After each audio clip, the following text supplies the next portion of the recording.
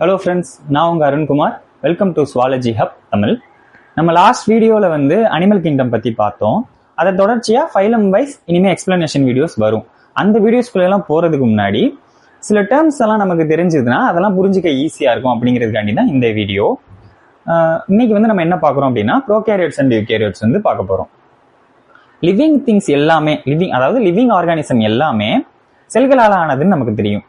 அப்படி அந்த செல்லோட அமைப்பை வச்சு லிவிங் ஆர்கானிசம் ரெண்டா பகுத்திருக்காங்க. அதுதான் வந்து ப்ரோகேரியோட்ஸ் அண்ட் யூகேரியோட்ஸ். என்னன்னு டீடைல்டா பார்க்கலாம். ஃபர்ஸ்ட் வந்து ப்ரோகேரியோட்ஸ். ப்ரோகேரியோட்ஸ் அப்படிங்கிறது கிரீக் டேர்ம்னால வந்தது. ப்ரோ பிளஸ் கேரியான் அப்படிங்கிற கிரீக் டேர்ம். ப்ரோனா பிஃபோர்னு அர்த்தம், கேரியான்னா நியூக்ளியஸ்னு அர்த்தம். அப்படின்னா நியூக்ளியஸ் அப்படிங்கிற அமைப்பு வரதுக்கு முன்னாடி செல்கள் எப்படி இருக்கும்? நியூக்ளியஸ் இல்லாம இருக்கும். அதான் வந்து இங்க சொல்றாங்க. நியூக்ளியஸ் அப்படிங்கிற அமைப்பு இல்லாம இருக்கிற செல்களை வந்து ப்ரோகேரியோட்ஸ் அப்படின்னு வந்து நம்ம சொல்றோம். அதுக்கப்புறம் இதுல என்னன்னா டிஎன்ஏ அப்படிங்கிற நம்ம ஜெனட்டிக் மெட்டீரியல் நியூக்ளியர் மெம்பரேனுக்குள்ள இருக்காது. நியூக்ளியஸ் இல்லைன்னா நியூக்ளியர் மெம்பரேனும் இருக்காது. ஸோ டிஎன்ஏங்கிற ஜெனட்டிக் மெட்டீரியல் நியூக்ளியர் மெம்பரேனுக்குள்ள இல்லாம நியூக்ளியாய்டுங்கிற ரீஜியன்ல மிதந்த வாக்குல இருந்ததுன்னா அது அந்த மாதிரியான செல்கள் கொண்டது வந்து ப்ரோகேரியோட்ஸ். ஓகேவா? அப்புறம் இங்க இருக்கிற டிஎன்ஏ வந்து எப்படி இருக்கும்னா சர்க்குலர் டிஎன்ஏவா இருக்கும். சர்க்குலர்னா இப்போ ஒரு பேண்ட் மாதிரி நினைச்சுக்கோங்க. ஆனா நம்ம போட்டோல பார்க்கும்பொழுது, டயக்ராம்ல எல்லாம் பார்க்கும்பொழுது அது வந்து ரிப்பன் மாதிரி இப்படி இப்படி பின்னின மாதிரி இருக்கும். ஆக்சுவலி அது வந்து சர்க்குலர் டிஎன்ஏ தான். அது அப்படி நிறைய டைம்ஸ் அப்படி ஃபோல்ட் பண்ணா எப்படி இருக்குமோ அந்த மாதிரிதான் நமக்கு வந்து இந்த மைக்ரோஸ்கோப்ல பார்க்கும் பொழுதோ இல்ல நம்ம டயக்ராம்ல பார்க்கும்பொழுதோ நமக்கு அந்த அமைப்பு தெரியும். ஆனா அது வந்து சர்க்குலர் டிஎன்ஏ. அடுத்து வந்து இதுல வந்து ஆர்கனல்ஸ் வந்து இருக்காது. No membrane bound organelles. ஆர்கனல்ஸ்னா என்னன்னா, இப்ப நம்ம உடம்பு செயல்படுறதுக்கு ஆர்கன்ஸ் தேவை. ஒவ்வொரு ஆர்கனும் ஒவ்வொரு செயல் செய்யுது. இப்ப கண்ணு வந்து பார்க்க உதவுது, காது கேட்க. அது மாதிரி ஒவ்வொரு செல்குள்ளேயும் ஆர்கனல்ஸ் இருக்கும். அந்த ஆர்கனல் தான் செல் ஃபங்க்ஷன் எல்லாத்தையும் செய்யும். எக்ஸாம்பிள் வந்து இப்ப மைட்டோகாண்ட்ரியா எடுத்துக்கிட்டீங்க அப்படின்னா அதுதான் வந்து எனர்ஜி ப்ரொடக்ஷன் பண்றது. லைசோசோம் வந்து டைஜஸ்டிவ் என்சைம்ஸை சுரக்கிறது. இந்த மாதிரி நிறைய ஆர்கனல்ஸ் இருக்கும். அந்த மாதிரி ஆர்கனல்ஸ் மெம்பரேன் பவுண்டடா இருக்கும். அதை சுத்தி ஒரு ப்ரொடக்டிவ் மெம்பரேனும் இருக்கும். அந்த மாதிரி மெம்பரேன் பவுண்ட் ஆர்கனல்ஸ் வந்து ப்ரோகேரியோட்ஸ்ல கிடையாது. அடுத்து வந்து இது வந்து ரொம்ப ஸ்மால் சைஸா இருக்கும். 1 to 10 மைக்ரோமீட்டர் அந்த ரேஞ்சில தான் இந்த செல்ஸ் இருக்கும். அப்புறமா ரைபோசோம் வந்து 70S டைப். ரைபோசோம்ஸ் எதுக்குன்னா புரோட்டீன் சிந்தசிஸ்ல ரொம்ப முக்கியமான பங்கு வகிக்கிற ஒரு ஆர்கனல்னு சொல்லலாம்.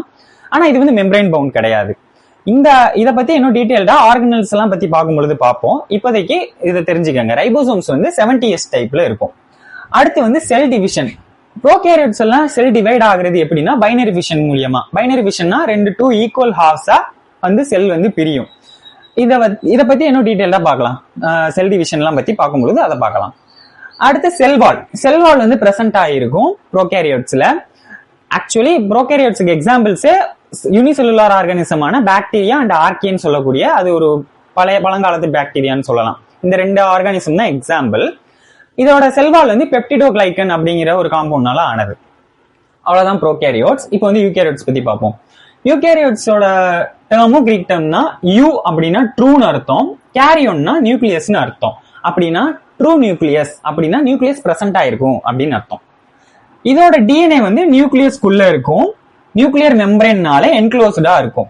நியூக்ளியஸ்ங்கிற அமைப்பு இருக்கும் பொழுது அதை சுத்தி நியூக்ளியர் மெம்பரேனும் இருக்கும். அதுக்குள்ளதான் ஜெனட்டிக் மெட்டீரியலான டிஎன்ஏ இருக்கும். அதுவும் எப்படி இருக்கும்னா குரோமோசோம் அப்படிங்கிற அமைப்பா இருக்கும்.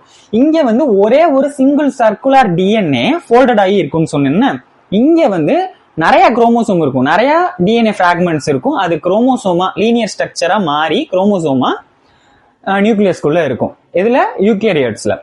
அடுத்து இதுல வந்து மெம்பரேன் பவுண்ட் ஆர்கனல்ஸ் இருக்கும். எக்ஸாம்பிள் எண்டோபிளாஸ்மிக் ரெட்டிகுலம், கோல்கி பாடிஸ், இந்த மாதிரி மைட்டோகாண்ட்ரியா, இந்த மாதிரி நிறைய மெம்பரேன் பவுண்ட் ஆர்கனல்ஸ் இருக்கும். ப்ரோகேரியோட்ஸ்ல இருக்காது. ரெண்டுக்குள்ள டிஃபரன்ஸ் தெரிஞ்சுக்கங்க. அடுத்து வந்து ப்ரோகேரியோட்ஸை விட இது வந்து லார்ஜர் சைஸா இருக்கும்.